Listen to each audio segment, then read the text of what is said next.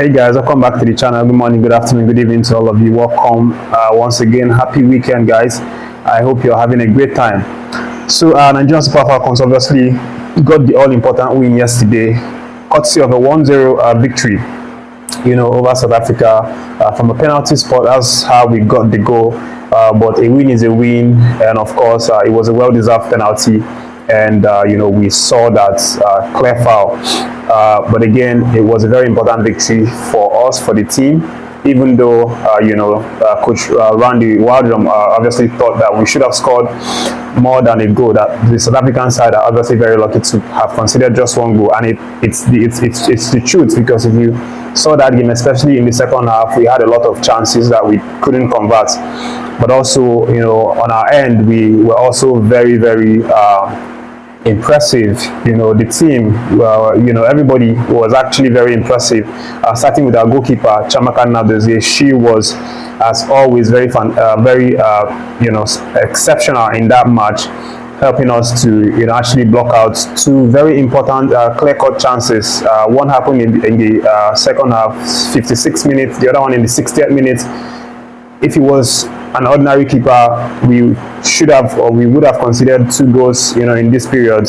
But again, Nadozie showed what she, always show every single time she's being called into action, and then kept those ones out, help us get a clean sheet, help us get one important one goal victory for that one. And what's now happening is that we're going to go to South Africa to play the second leg of this game.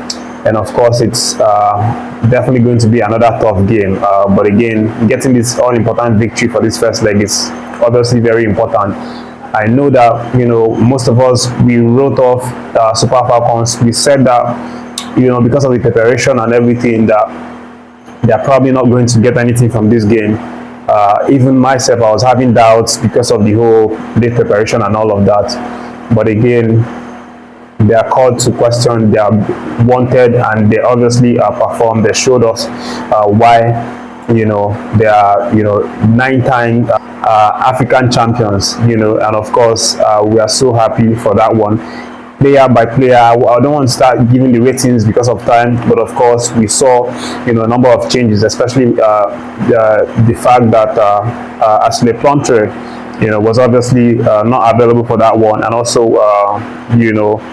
we saw the likes of Demehin also missing out for that one. But because we saw the pairings of Ohali and Uche Ibe, and these guys obviously really impressed us, and we saw how they worked really well to keep out a clean sheet in this game.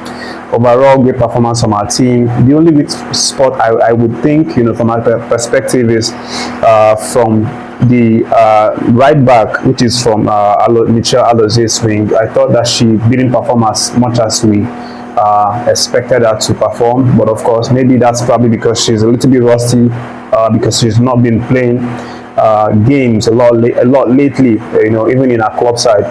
But again, we know she's going to get better in the return leg, which is going to be played on the 9th. Great victory for our team, and of course the focus will now be on the return leg. More updates incoming for that one on this channel. Make sure you're subscribed to the channel, guys, so you don't miss this update, guys. So after the game, there were lots of post-match reactions, especially from our coach, Mr. Waldrum, and of course it was filled with lots of praises for the Nigerian Super Falcons, particularly with a number of players whom he introduced, and they represented very well, held their grounds, and also contributed to the victory on the night. The likes of Ihezu Chinwandu was one of the players that he especially heaped praise on. He said that she is definitely for him the man of the match, and of course we saw how she played really well to to link up all the other players around her. She actually played as a 9, but of course she paved way for for our wing players to actually troop in and hold South Africa. So our coach was really full of praise for her, but of course generally he was impressed by the overall team play. You know, guys, let me let you know the other gist for this update. And what's now happened is that CAF has now reportedly banned Benin Republic from hosting Nigeria in the World Cup qualifiers game, which, you know, is slated to be played on the 10th of June. The report right now is that CAF official has you know, obviously decided that Benin Republic doesn't have a standard stadium to actually host Nigeria in one of two matches that's going to be played, you know, in the World Cup qualifiers. One is going to be played in Nigeria and the other one in Benin Republic. And right now, you know, the report is that Benin Republic can't host us in their country, and they are going to have to look for you know, another stadium outside of their country that meets the standard to actually, you know, host Nigeria. And based on the report, they are currently looking at, you know, renting a stadium in Ivory Coast. So right now their FA is in talks with the FA of Ivory Coast for the possibility of actually hiring one of their standard stadium, one of those stadiums that, you know, was used for the just concluded AFCON. So if everything works well, it means that on the 10th of June, when we are supposed to play that World Cup qualifiers game against Benin Republic, instead of playing on their home soil, we are going to play in Ivory Coast, which is a neutral ground for both Nigeria and Benin Republic. And what this means is that it could actually be, you know, a big advantage for Nigeria, because, you know, we are playing them on an away soil instead of them actually hosting us on their home ground. So with that said, let me end with the gist about Tella. This is a really sad one. Obviously, we talked about this a whole lot, about how Coach Finidi, you know, didn't really treat some of our players well in terms of how he, I would say, snubbed them, and, you know, even despite the snobbery, didn't really interact with them, talk to them very well, he didn't really relate with them on a personal level, you know, to make them understand that, okay, hey, you did not play, but this is the reason, you know, this is, you know, talk to them like they are human beings, of course, make them understand. He missed this conversation with these players. He also did not play some of them. So because of this reason, Tella, you know, actually left the camp in a very sad spirit, obviously. And this is obviously coming out from his agent. You know, his agent has now said that when Tella left the camp, he was really dispirited. He was a little bit hopeless, but, you know, he didn't play the game as we talked about. And also he said that Coach Finidi did not talk to him after the game. He didn't tell him anything, have any conversation with him as to why he didn't play or whether or not he's going to get his chances. They just left him in the dark like that. So he left the camp in a very disappointed face.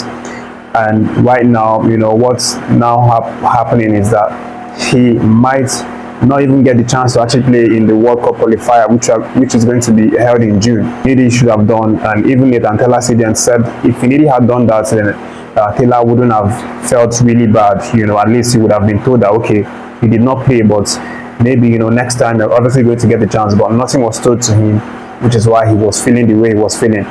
But again, we hope that, you know, when this new list comes up for next competitive games, you know, we are going to definitely see some of these guys, especially Tella and the rest, and hopefully this time they get the chance, they are treated better, you know, being given chance on the pitch to play. And of course, also we hope that they are being communicated to very well and made to feel at home, of course, because Super Eagles is our own. You know, we have to really treat it like ours.